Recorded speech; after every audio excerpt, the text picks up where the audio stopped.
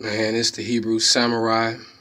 Um, I haven't said much about the Mandela effect, but it is, to make a long story short, a situation that happens when millions of people remember things a certain way and they just don't exist like that anymore. All right, this has been my mother's for as long as I can remember. Uh, I'm trying to get my words together because I want to convey clearly what it is that I'm trying to say. We think, or some people think, that the Mandela effect has probably been a shift to another Earth dimension similar. There have been many things from verses in the Bible, from the names of places, the names of titles of TV shows and actors, and many other things where it has simply changed. Now we're about to get to the point. It it supposedly comes from D-wave technology or some type of quantum physics. So again, what people believe is that we were in Earth One, and things were a certain way, and that a great deal of us have moved to Earth Two.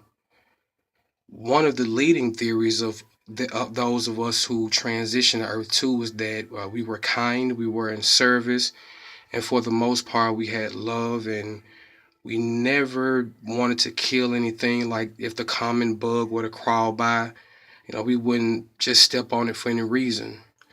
So that is one of the leading theories. And maybe some of you listening to this can attest to the fact that people who we've known, is there not something suddenly different about some of them?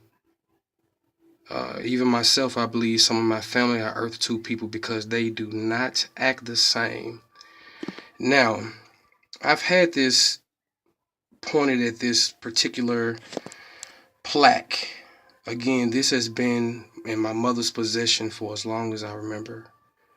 If any of you have a vivid picture in your mind of the Last Supper, can anyone guess what is missing?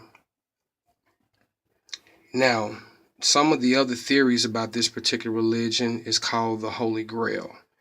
The Holy Grail was said to be one of three things. It was either the blood that was collected by Joseph at Jesus' crucifixion, or it was a cup that Jesus drank his wine from at this particular Last Supper, or the third one would be the child that he impregnated Mary Magdalene with before she departed to France.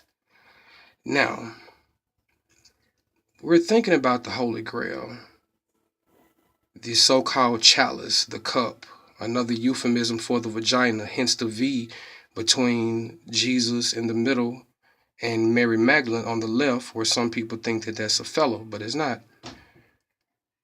If you haven't noticed what's missing in the picture, what happened to the chalice, the cup that was sitting right there at Jesus' left side while they ate? What happened to the cup? And if you get a chance to look at this, I'm using mine because I vividly remember the cup. And so in this particular reality that we are living in, this cup is now gone. As I said, many Bible verses have changed as well as other various things, but this is my own personal Mandela effect that has happened. Another thing about the Mandela effect, just in case the nerd in me is coming out, it's called the Mandela effect because there are millions of people, including myself, who remember Nelson Mandela dying back in 1991 in prison and being a martyr because he fought against apartheid in South Africa. But in this reality, Earth number two, where we seem to be, Nelson Mandela died just a few years ago in 2013 and was the president of South Africa. If you agree with this or disagree, that's not really the point. The whole thing is, in this particular reality, Nelson Mandela did die in 2013 and was the president of South Africa. And in this reality, there is no chalice on the table. There is no grail or cup that he drank the wine from. And if you want to reference these things, go on any Google site and look at the Last Supper, and you will see that that chalice has been replaced.